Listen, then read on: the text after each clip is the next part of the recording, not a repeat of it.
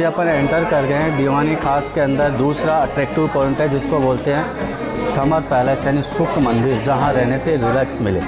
और यहीं पे आप देखोगे एक व्हील चेयर, ये देखो यहाँ पे व्हील चेयर है जो कि सैंडलवुड की बनी हुई है। यानी फेस्टिवल टाइम पे रानी के लिए स्पेशल कॉस्ट्यूम तैयार होता था जो कहलाती थी महारानी साड़ी। इस पर गोल्ड वर्क होता था, सिल्वर वर्क होता था, बहुत हैवी होती थी, तो रानी को चलने फिरने में प्रॉब्लम होता था। बीच में रानी बैठ जाती थी, 2 ट्रांसजेंडर आगे होते थे, 2 पीछे होते थे। महल में इधर से उधर ले जाने के लिए इस व्हील चेयर का यूज किया जाता था। और ये था समर पैलेस। समर में कैसे ठंडा करते थे। सामने जो जाली देख रहे हो जिग-जैग डिज़ाइन बना हुआ है, ऊपर एक वाटर टैंक होता था, उसको मैनुअली फिलअप किया जाता था और उससे एक पाइपलाइन कनेक्टेड थी जो पानी आकर फ्लो करता था बीच वाली जाली के ऊपर। आउटर जाली देख रहे हो आप जो मार्बल की बनी है, उधर से आती थी वेस्टर्न ब्रीज यानी पश्चिमी हवाएं, यहाँ लगा दिए जाते थे खसके पर्दे। उधर से हवा आएगी, पानी से टकराएगी, पर्दों से टकराएगी, महल को ठंडा करेगी। और यानी नेचुरल एयर कूलिंग सिस्टम था और इसका वेस्टेज पानी निकलकर गार्डन के अंदर गया। सामने जो गार्डन देख रहे हो इसको बोलते हैं रानी गार्डन, क्योंकि उस समय रानियों को बाहर जाना अलाउ नहीं होता था। जब भी उनको घूमना होता था तो इसी गार्डन में वो घूमा करती थी। और उस समय इस गार्डन में उगाए जाते थे हर्ब्स, जड़ी बूटियाँ। डॉक्टर्स नहीं होते थे, वैद्य हकीम होते थे, तो इलाज के लिए जड़ी बूटियाँ यूज में लेते थे। और यहाँ पे जो देखेंगे ये चंदन का दरवाज़ा बना हुआ है और इसके ऊपर जो काम हो रहा है वो है आइवरी वर्क। पूरे दरवाजे पे था, विजिटर आते थे निकाल के ले जाते थे, तो गवर्नमेंट ने ग्लास लगा के इसको प्रोटेक्ट कर दिया और दरवाज़ा करा एक मैप का काम। जो हाथी दांत के जो फ्रेम देख रहे हो इस गार्डन का मैप है सामने।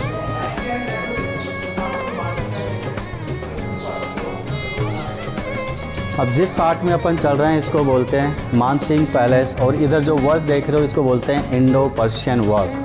ये जो आर्ट है ये इंडो पर्शियन है, क्योंकि इसको बनाने वाले जो आर्टिजन थे जो आए थे टर्की और पर्शिया से, तो उन्हीं के द्वारा ये आर्ट किया गया है, तो इसी वजह से इसको इंडो पर्शियन वर्क बोला जाता है। और जिस पार्ट में अपन चल रहे हैं इसको बोलते हैं मानसिंह पैलेस, जो था एक लेडीज अपार्टमेंट। यहाँ से इस दीवार को फील करोगे तो आपको ऐसे लगेगा कि कोई मार्बल है या पीओपी है, बट यह है लाइमस्टोन। लाइमस्टोन को 6 महीने के लिए इस पानी के अंदर सड़ाया जाता था, उसके अंदर डाली जाती थी उड़द की दालें, अंडे, शहद, गुड़, मेथी।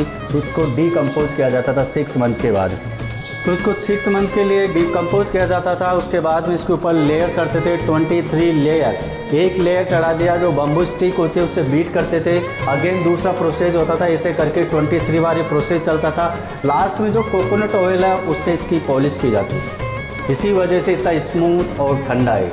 और सामने जो देख रहे हो आप इधर से छोटे छोटे यहाँ पे उस समय ऑयल लैम्प यानी दीपक रखे जाते थे। अच्छा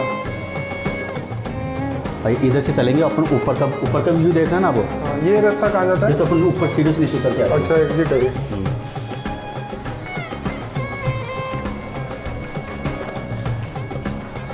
सामने जो देख रहे हो आप इसको बोलते हैं टनल। इसको बंद कर रखा है, नीचे बेसमेंट बना हुआ है। मैं बताता कि आमेर फोर्ट में बहुत सी टनल है, सीक्रेट पैसेज भी बने हैं, यानी भूल भुलैया है, उन सबको बंद कर रखा है। ये सब भूल भुलैया के रास्ते हैं। इधर से देखोगे तो आप ये भूल भुलैया के रास्ते हैं। अब अपन एंटर कर रहे हैं मानसिंह पैलेस के अंदर, जो था एक लेडीज अपार्टमेंट। जनाना डोडी बोलते हैं इसको, यानी ओनली राजा की रानियाँ और उनकी दासियाँ अलाउ थी। यहाँ पर सिक्योरिटी के लिए होते थे यहाँ पे ट्रांसजेंडर किन्ना लोग होते थे। उस पार्ट को विजिट करेंगे अपन।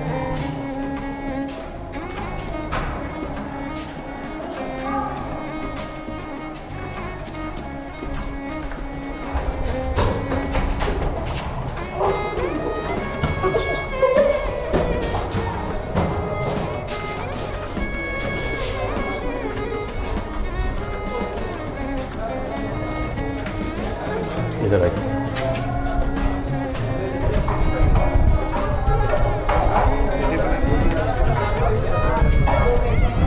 ये वॉच टावर बना हुआ है। यहाँ से ऊपर देखेंगे तो अपन को एक किला देखने को मिलेगा जिसको बोलते हैं जयगढ़। ये किला राजा ने अपनी आर्मी के लिए बनाया था, यानी रिजर्व सेना रहा करती थी यहाँ पर। और यहीं पे दुनिया की सबसे बड़ी तोप रखी हुई है। बट ये किला अभी रॉयल फैमिली के अंडर में आता है, गवर्नमेंट के अंडर में नहीं है। नीचे की साइड में जो देख रहे हो सारे सर्वेंट्स क्वार्टर बने हुए हैं। इधर वेपन्स वगैरह रखे जाते थे उस समय राजा महाराजाओं के समय। और उधर की साइड में किचन हुआ करता था, सर्वेंट्स किचन, जो अभी दुकानों में कन्वर्ट हो गए।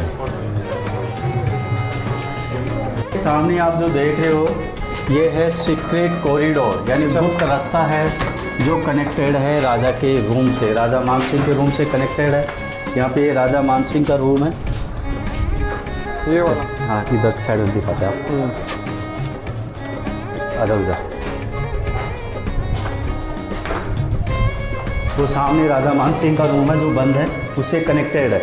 और ये सीक्रेट कॉरिडोर हर एक रानी के रूम को कनेक्ट करता है, क्योंकि जो राजा मानसिंह का रूम था, हाँ? उनकी थी 12 रानियाँ, हाँ। तो उन्होंने यहाँ पे 12 रानियों के लिए बना रखे हैं 12 अपार्टमेंट। अच्छा, सबका अलग अलग। नीचे की साइड में देखोगे तो 12 अपार्टमेंट बने हुए हैं, 3-3 है ईच साइड। एक रानी का उस कोने में होगा, इधर दूसरे का होगा, इधर तीसरे का होगा, ऐसे 3-3 बने हुए हैं। चारों तरफ 12 रानियों के लिए 12 अपार्टमेंट बने हुए हैं। और उस समय रानियों को भी एक दूसरे के रूम में आना बिल्कुल अलाउ नहीं था। वो कारण क्या था, जो रानियाँ थी उनके भी बड़ी बड़ी रियासतें होती थी, जागीरें होती थी, वो राजा के अगेंस्ट कोई भी षड्यंत्र, कोई भी प्लान बना सकती थी। इसमें राजाओं को एक दूसरे के रूम में आना बिल्कुल अलाउ नहीं करता था। जब भी उनको मिलना होगा, बात करनी होगी, तो राजा ने सेंटर में बना रखी है 12 दरी, उसको 12 दरी बोलते हैं। 12 दरवाजों में बैठ जाती थी 12 रानियाँ, बीच में बैठ जाते थे राजा, और यहीं बैठ के आपस में हंसी मजाक, खेल कूद, डांस, प्रतियोगिता, जो कुछ करना होता था वो यही करते थे। रूम के अंदर कुछ भी अलाउ नहीं था।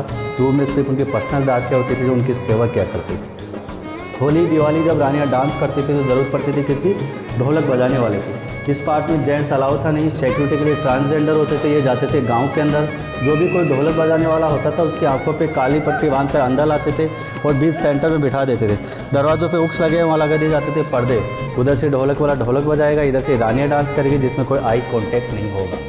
अब 12 रानियाँ थी, 12 रानियों को कौन कमांड करता था? जो फर्स्ट रानी होती थी, जिसको अपन पटरानी बोलते हैं, वो कमांड करती थी। रानियों में आपस में मनमुटाव हो जाए या कोई रानी रूठ जाए तो सारा मैनेजमेंट वही संभालती थी। और ये सीक्रेट कॉरिडोर हर एक रानी के रूम को कनेक्ट करता है। सीढ़ियाँ उतर रही है, राजा जहाँ रहता था उसी रानी को पता रहता था, बाकी को पता नहीं रहता था, प्राइवेसी होती थी। 12 रानी क्यों थी, इसके पीछे भी रीजन था, क्योंकि राजा मानसिंह करते थे ज्योतिष में बिलीव। अपने ग्रह नक्षत्रों को बैलेंस में रखने के लिए उन्होंने क्या किया, अपनी जो 12 राशियाँ होती है, हर एक राशि की रानी थी उनके पास। अच्छा, हर एक राशि की एक रानी थी। महीने में 2 बार कृष्ण पक्ष एंड शुक्ल पक्ष को बैठता था ज्योतिष और बताता था किस रानी का ग्रह राजा की राशि से मैच हो रहा है। उसी के according time spending, room changing, सब उसी के अकॉर्डिंग होता था। जोधा अकबर मूवी देखी आपने? हाँ, इसमें एक शॉर्ट फाइट होती है ऐश्वर्या ऋतिक रोशन की, वो यहीं पे शूट हुआ था। अच्छा, जो वाइट पर्दे लगे हुए रहते हैं। इसमें स्क्रीनशॉट लगा देंगे अपन जोधा अकबर का। अभी कहाँ चल रहे हैं? अब नीचे उतरेंगे अपन, हाँ। इन सीढ़ियों के थ्रू नीचे उतरेंगे। सीढ़ियाँ भी खतरनाक है, पकड़ के आना भाई, स्लिप हो जाओगे। सीढ़ियाँ खड़ी सीढ़ियाँ हैं, भयंकर है। ये घिस गए हैं पत्थर।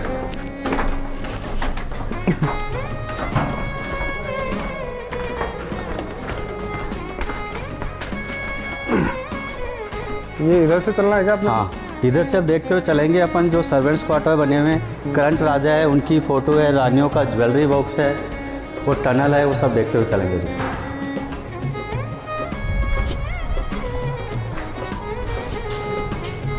ये पूरे महल में तो ये मैंने बहुत से महल देखे, खुरदरा रहता है ना। ये सर्वेंट्स किचन था पहले, बट अब ये CCD में कन्वर्ट हो गया।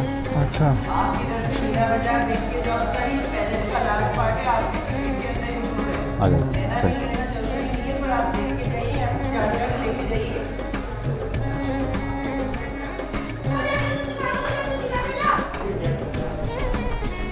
ये सब वेपन्स वगैरह के लिए होते थे, हथियार रखे जाते थे। अब तो जो अपन दुकानें वहाँ बनी, ऊपर से वहाँ से देख देखा रहे था मैंने। और इधर की साइड में सारे सर्वेंट्स क्वार्टर है। अच्छा, ये एग्जिट है क्या? एग्जिट है, इधर से देखो। जोधा अकबर की शूटिंग भी शायद यहीं से हुई है। अभी बताऊँगा। तो शूटिंग के टाइम पे तो बाहर के ये नहीं, बंद नहीं करते। बंद नहीं करते? जहाँ शूट होता है उस एरिया को कवर कर देते हैं, चारों तरफ बाउंसर लगा देते हैं। अच्छा,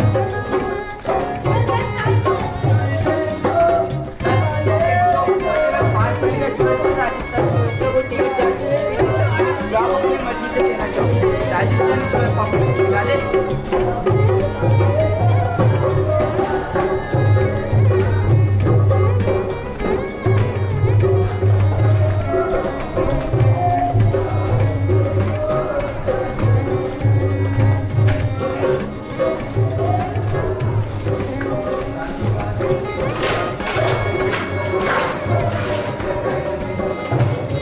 सामने जो देख रहे हो ब्लैक कोट के अंदर है, ये है अभी के करंट प्रिंस, यानी 41st जनरेशन चल रही है। हज़ार साल से काउंट करते हैं तो 41वीं जनरेशन है। 41वीं जनरेशन के राजा का नाम है सवाई पद्मनाभ सिंह, जो कि यूके में पढ़ाई करते हैं और इंडिया की पोलो टीम है उसके प्लेयर है, लेकिन ये हैं अडोप्टेड, गोद लिए हुए हैं। इनसे पहले वाले राजा थे भवानी सिंह, उनके कोई लड़का नहीं था, इनकी लड़की है राजकुमारी दिया, तो उन्होंने अपनी लड़की के लड़के को अडॉप्ट किया, यानी नाती को। तो अभी करंट प्रिंस यही है।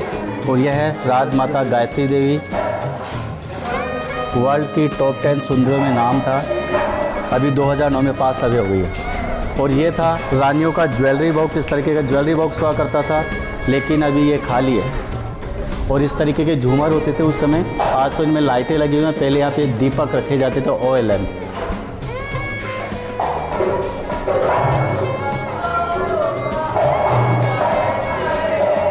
इधर आपको देखने को मिलेगी जो कढ़ाई रखी हुई है, ये कढ़ाई है, अगर आपने 14 अक्टूबर मूवी देखी है उसमें ऐश्वर्या खाना बनाती है, तो ये वही कढ़ाई है। उनको ट्रांसपोर्ट का प्रॉब्लम था तो लोग यही छोड़ के चले गए। अच्छा, ये बाद में बनाई गई है ना?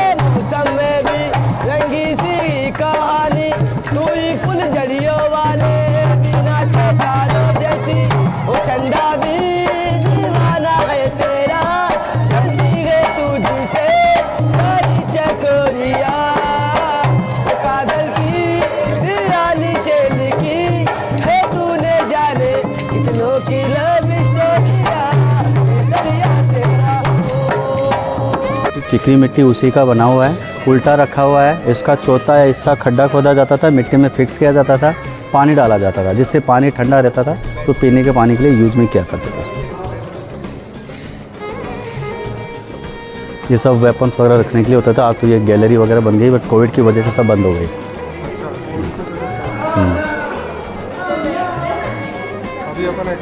अब एग्जिट करेंगे, सामने अपन को 3 डोर देखने को मिलेगा, 3 दरवाज़ा, जिनको बोलते हैं Tripolia. Tripolia 3 means 3, Paul means दरवाज़ा होता है राजस्थान में। और उस समय रानियाँ जब गांव के अंदर जाती थी मंदिर वगैरह में, तो पीछे की साइड से बैक साइड से लेके जाते थे, क्योंकि मेन दरवाजे से नहीं लेके जाते थे। उसका रीज़न होता था पर्दा पड़ता, क्योंकि वहाँ पे दरबार लगता था, आम आदमी रहते थे, उनके सामने नहीं आते थे, तो पीछे के दरवाजे से उनको ले जाया जाता था। तो बैक साइड का दरवाज़ा है जिसको बोलते हैं त्रिपोलिया दरवाज़ा। और ये जो मैंने आपको ऊपर पानी का टैंक बताया था, 40 फुट गहरा ये पानी का टैंक है पूरा ही, दीवाने आम का।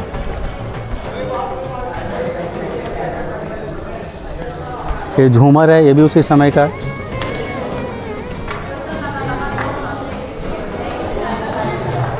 अब अपन इधर से एग्जिट करेंगे त्रिपोलिया से। अभी आगे वाली डेस्टिनेशन कौन सी है अपनी? जयगढ़। जयगढ़ और नाहरगढ़ भी चलेंगे? हाँ, जयगढ़ नाहरगढ़ दोनों है। ये सामने जो